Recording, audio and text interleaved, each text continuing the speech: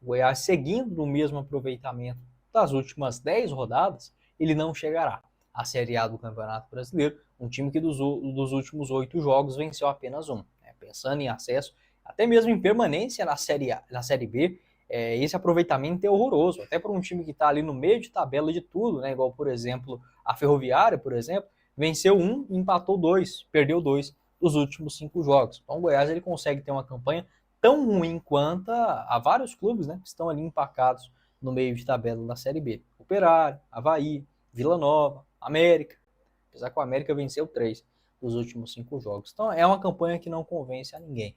E eu acho que o Andrino, o próprio, assim, o que eu consegui observar, né, fazendo esse trabalho aqui no Goiás News, do ano passado para cá, em 2 entrevistas que eu observei do Lucas Andrino, que eu, para mim, abriu um novo leque na minha cabeça a respeito do futebol que antes eu não tinha.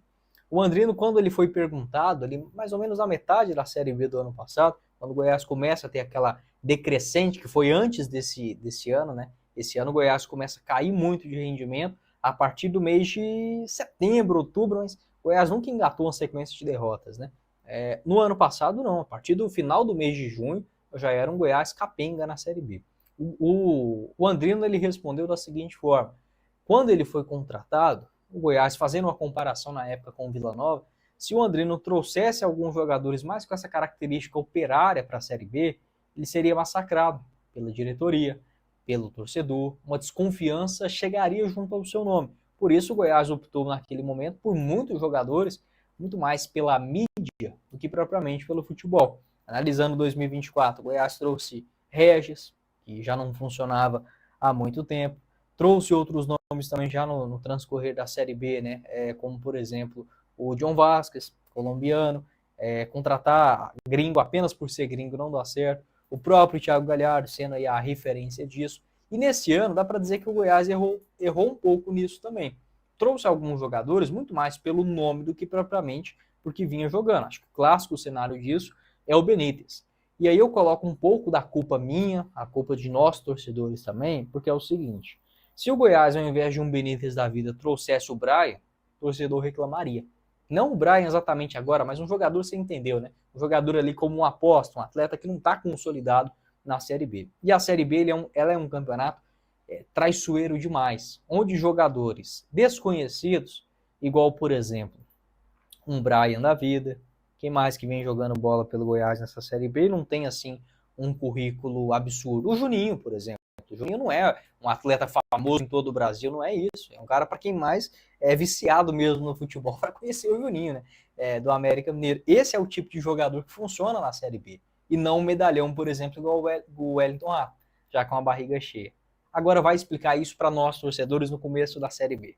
Entende? Então eu penso que há alguns jogadores que o Goiás precisa pensar em um limpa. E isso deve acontecer antes mesmo do final da Série B. Se o Goiás subir, é claro, né? Isso deve demorar mais um pouquinho. Mas se engatar essa sequência, empacar ali no meio de tabela, acredito que já no final desse mês temos aí alguns jogadores saindo. Como, por exemplo, o Benítez, teve novamente uma lesão. Pelo Goiás jogou apenas 9 vezes, nenhuma vez como titular. O jogo que ele mais atuou, né, pelo Goiás já vai completar um turno, que foi contra o Atlético na Serrinha, onde ele, aliás, ele começou como titular naquele jogo, né, perdão. Começou e foi substituído no intervalo. Foi a única partida que ele conseguiu jogar mais do que 46 minutos, né, contra o CRB e o Atlético.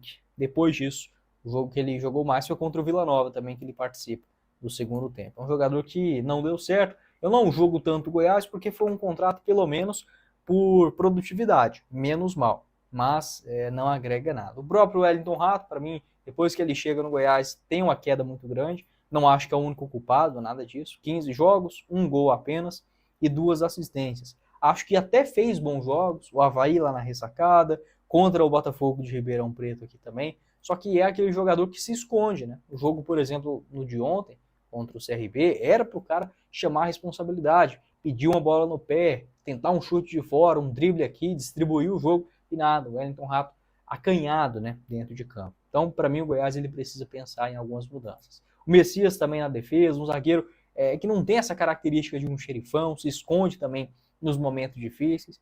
Eu acho que, tecnicamente falando, para uma Série B não é um zagueiro ruim, mas já deu, né? Eu vejo que também já está um pouco queimado com a torcida, e o Tite também na questão defensiva, mais uma daquela coisa, um contrato por currículo, né? E não propriamente pelo que vinha jogando, já que a própria queixa do torcedor do Fortaleza era exatamente essa.